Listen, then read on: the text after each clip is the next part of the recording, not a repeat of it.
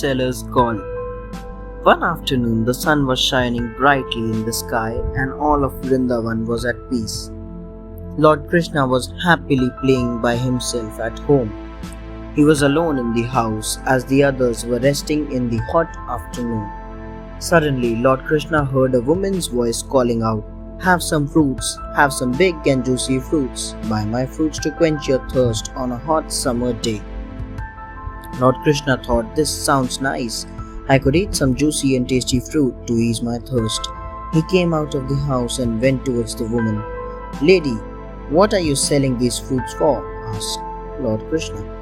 "If you could give me something in return, I could let you have them," said the fruit seller. Lord Krishna decided to get some grains from the house to buy the fruits. Lord Krishna plays the fruit seller. Lord Krishna ran into his house and looked for some grain. His tiny fists could only hold a few grains. Some of these fell out even as Lord Krishna ran towards the fruit seller. "Can you give me fruits in return for these grains?" called out Lord Krishna. When he held out the grains to her, she felt deep love for his innocence. So in return for just a few grains, she gave him many fruits even though she was very poor.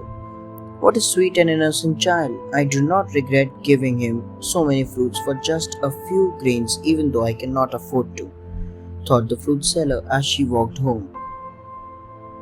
When she reached home, she opened the bag containing the grains Lord Krishna had given her.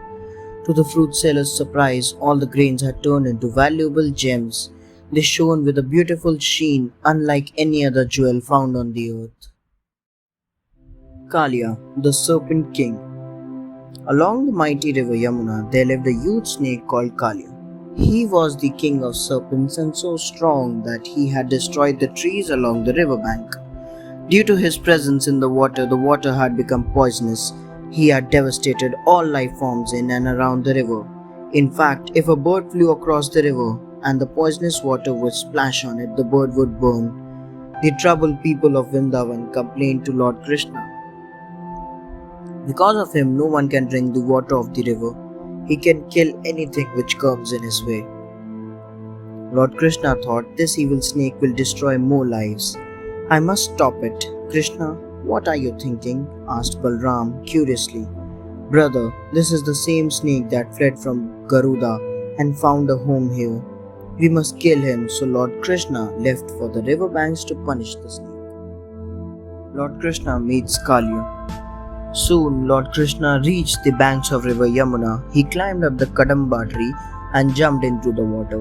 Just as he dived into the water, the poisonous water splashed on the tree and burnt it.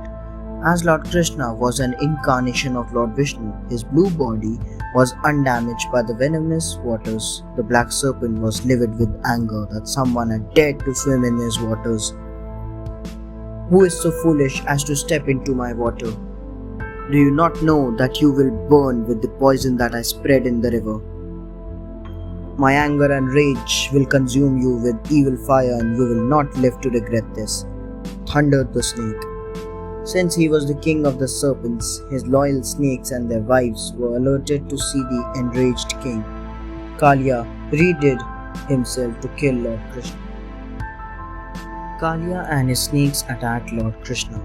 All the snakes, along with Kalia, tried to poison Lord Krishna. Whenever he swam, the snakes surrounded him and tried to bite him. Their red eyes shone with anger and they hissed with malice as they circled him. However, Lord Krishna was an incarnation of Lord Vishnu, and so the snakes could not overcome him. Kalia encircled his tail around Krishna and dived into the bottom of the river. Meanwhile, Balram and his friends ran to Vrindavan, where they told everyone what was happening. Nanda, Yashoda and Balram, along with other people, ran to the banks of the Yamuna. "Where is my Krishna?" wailed Yashoda in fear and pain. Then they all saw a vision that left them shocked. Lord Krishna grew larger and larger in size. The radiant light from Lord Krishna's body blinded the snake. Thanks for watching. Do like, share, subscribe to Sahil Book House.